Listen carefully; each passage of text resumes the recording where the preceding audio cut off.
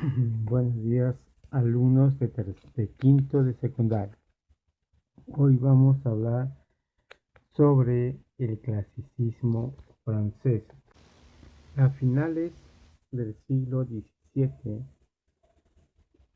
se hacen evidentes en Francia las características del Gran Siglo, ya que este mismo periodo comprende en semejanza a las otras literaturas magistrales. Por ejemplo, en el siglo XVII español, ya que el contraste entre ambos panoramas es total y preciso, sustancial y evidente, y se puede afirmar que en España la producción literaria fue fruto de una libre fantasía creadora, mientras que en Francia fue consecuencia de un ordenado ejercicio racional. Políticamente, este siglo es de los más significativos de la historia de Francia, ya que en él tiene lugar la consolidación de la monarquía absoluta y su ascensión a la hegemonía europea. Lo llenan dos grandes reinados, el de Luis XVIII, que duró de los años 1610 a 1643, y el de Luis XIV, entre los años 1643 y 1715. O, si se quiere, los gobiernos de Richelieu y de Mazarino y el despotismo del Rey Sol, Luis XIV. La literatura tiene un carácter social que suele identificarse como cortesano o áulico y se desenvuelve como un organismo que resulta más representativo en las intenciones que en los resultados. Está envuelta en una atmósfera cultural, colectiva. Los salones, las academias. En este periodo, el escritor debía seguir o tratar de adivinar los gustos de un estrecho círculo de refinados. En la Francia del siglo XVII, un público restringido aprueba o critica, exalta o derriba según un criterio de tono, de gusto, en verdad elevado, pero siempre de aficionados. Ahora veamos la definición.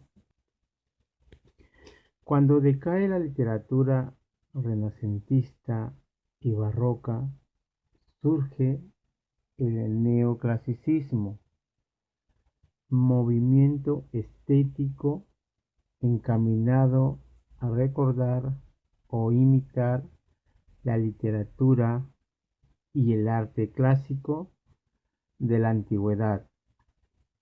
Desde fines del siglo XVII es en Francia donde se desarrolla con mayor auge. Corresponde a la época de la Ilustración y del racionalismo francés. Los neoclasicistas creyeron encontrar en la imitación de los modelos clásicos la fórmula definitiva de la belleza. Ejercieron una influencia no solo cultural, sino también política y militar. Continuando, vamos a ver ahora las características. Los neoclasicistas pensaban que la imitación de los modelos clásicos, o sea, imitaban la cultura grecolatina. También predominio de la razón y lo académico.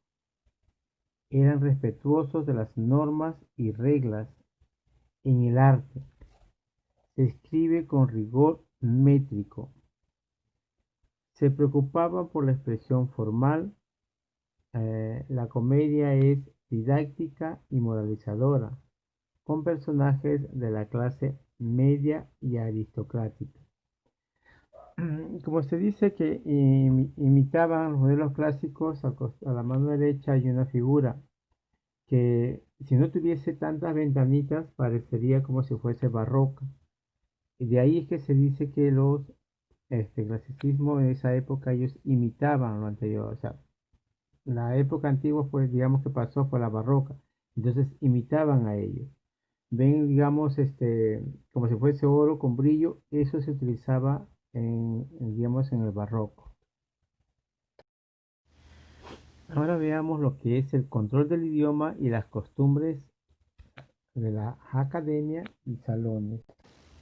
Ahora bien, vamos a ver los salones. Un salón literario era una reunión celebrada en la residencia de un anfitrión o anfitriona, de quien tomaba el nombre. Su finalidad era disfrutar de compañía amena, refinar el gusto, además de ampliar conocimientos mediante la conversación y la lectura, para lo que a menudo se seguía deliberadamente la definición de los fines de la poesía del poeta clásico Horacio: agradar y educar. El término salón literario suele asociarse a las reuniones literarias y filosóficas francesas de los siglos XVII y XVIII, aunque su práctica pervive hasta hoy en todo el mundo. Sus anfitriones solían ser mujeres amantes de la cultura, llamadas por ello salonieres. Ahora hablemos de la Academia Francesa. Es una institución encargada de regular y perfeccionar el idioma francés. Fue fundada en 1635 por el cardenal Richelieu durante el reinado de Luis XIII, lo que la hace una de las instituciones más antiguas de Francia. El fin fundamental con el que se creó fue el de normalizar la lengua francesa. Se compone de 40 miembros elegidos por sus iguales, llamados los inmortales. Es la primera de las 5 academias del Instituto de Francia. Ahora veamos algunos de los representantes del clasicismo. Tenemos en poesía a Francois de Malherbe. Estableció los criterios literarios del siglo: la razón pura, el sentido común y la perfección de la forma.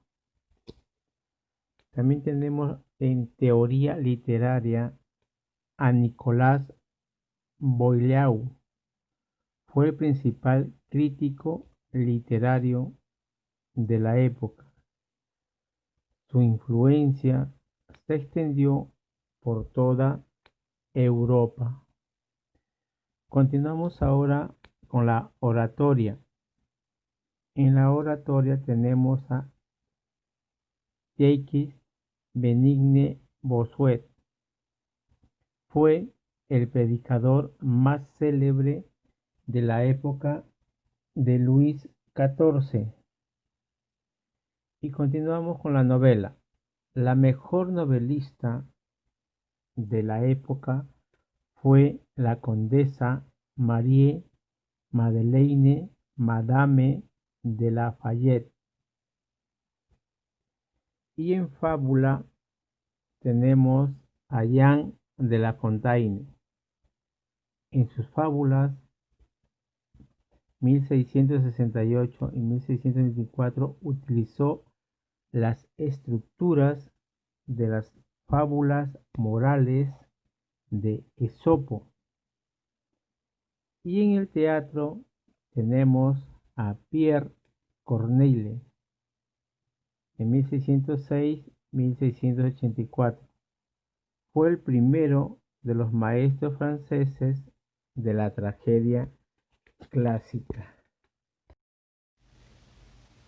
Ahora bien, continuemos con Molière y su biografía.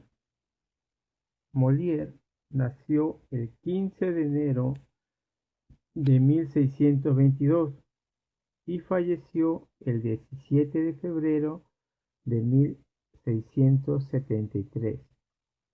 Fue un dramaturgo y actor.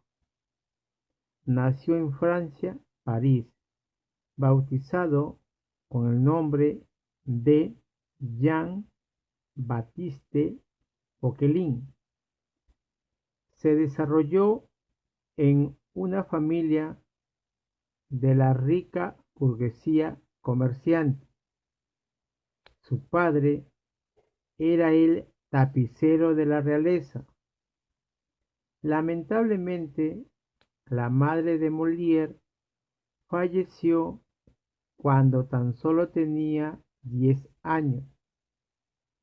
Estudió en el colegio jesuita de Clermont. Se licenció en la Facultad de Derecho de Orleans en 1642. Durante este periodo conoció a filósofos como Pierre Cyrano de Bergerac, entre otros. En 1643 adoptó el apodo de Molière. Tiempo después fundó Le Illustre Theatre, o la Teatro Ilustre, junto con la comediante Madeleine Bellegarde. En el inicio, la dirección estuvo en manos de ella y luego pasó a manos de Molière. Cuando pretendía agrandar el proyecto y expandirlo en la ciudad de las luces, la joven compañía fracasó por falta de medios y Molière permaneció unos días arrestado por deudas en 1645. Al salir, comenzó una travesía con el grupo encabezado por Dufresne por las regiones del sur de Francia. A las regiones que visitaron, la compañía mostró importantes obras inspiradas en tragedias de autores contemporáneos. Los primeros guiones de Molière eran rudimentarios, sobre los cuales los actores improvisaban al estilo de la comedia. Ahora veamos las 10 mejores obras de Molière. Empecemos con Las Preciosas Ridículas, que fue en el año 1559. Siguiente, La Escuela de los Maridos, 1561. Tartufo, 1564. Don Juan, 1565. El Misántropo, 1666. El Médico a Palos, 1666. El Avaro, es una de las mejores obras que tiene, fue en 1603 a 1604. El Señor de Porciaug, en 1669. Las Mujeres Sabias, en 1672. Y por último tenemos El Enfermo Imaginario, en 1673. Ahora bien, vamos a hablar sobre el avaro de Molière, su argumento. Pero primeramente vamos a hacer un sondeo de esta obra.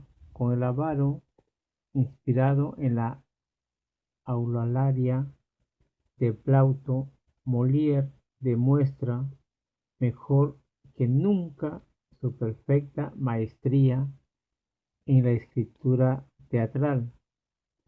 Los tradicionalistas religiosos, a la sazón muy poderosos, habían conseguido la prohibición real de Tartufo, pero el avaro le proporcionó un nuevo triunfo.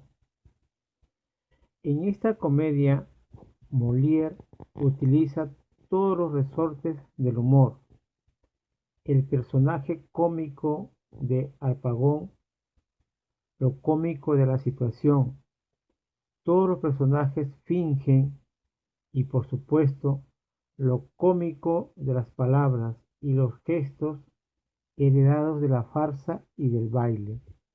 El autor conocía muy bien. Ahora vayámonos a lo que es el argumento.